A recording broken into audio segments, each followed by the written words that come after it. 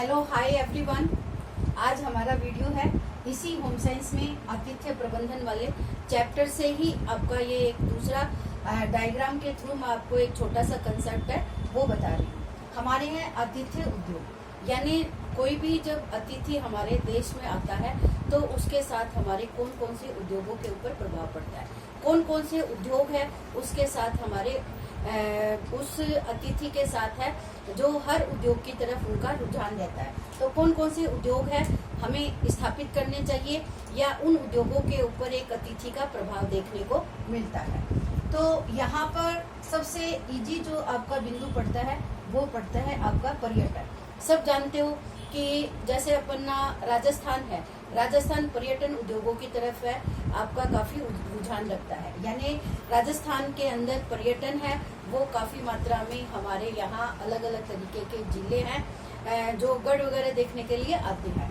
तो पर्यटन की दृष्टि से हमारा जो उद्योग है आतिथ्य उद्योग है वो काफी विकसित माना गया है। तो पर्यटन उद्योग है वो हमारे एक अतिथि के साथ ही काफी लोकप्रिय रहा है और काफी इसके अंदर हमारी जो आय का साधन के रूप में है पर्यटन उद्योग है वो काफी विकसित रहा है।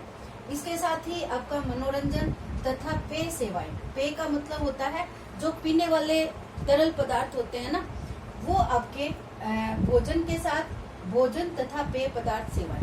जो अतिथि हमारे यहाँ आएगा तो हमारे यहाँ की खान पान सेवा की तरफ उसका रुझान है वो अच्छा रहेगा।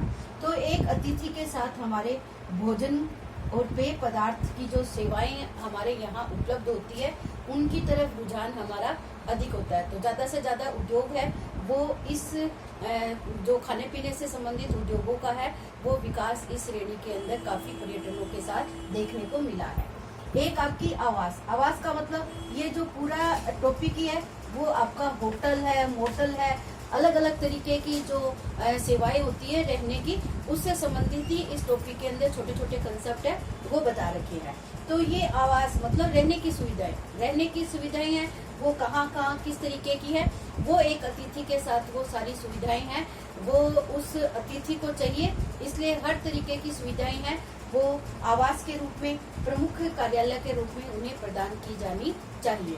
तो ये भी हमारे उद्योग है वो काफी एक अतिथि के साथ विकसित देखने को मिल रहे हैं। बैठकें हैं और जो घटनाएं हैं वो उनके साथ ये उद्योग भी काफी विकसित है।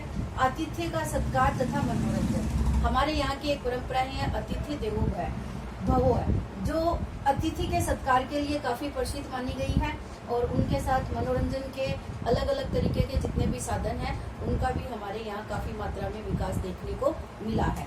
तो ये सारे उद्योग क्या होते हैं हमारे आतिथ्य प्रबंधन के अंतर्गत आते हैं। आतिथ्य प्रबंधन है वो अच्छा होना चाहिए ताकि हमारे यहाँ आने वाले अतिथि हैं वो ज्यादा से ज्यादा यहाँ आकर्षित हो और हमारे उद्योग है उनके ऊपर ही विकसित हो सकते हैं।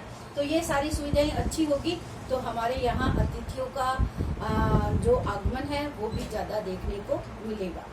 तो ये आज का वीडियो आपको कैसा लगा है, इसी के बाद हम देखते हैं कि जो अतिथि प्रबंधन की अवस्थाएं बता रखी है कौन कौन सी हमें आतिथ्य प्रबंधन की अवस्थाएं हैं जो हमें देखनी है।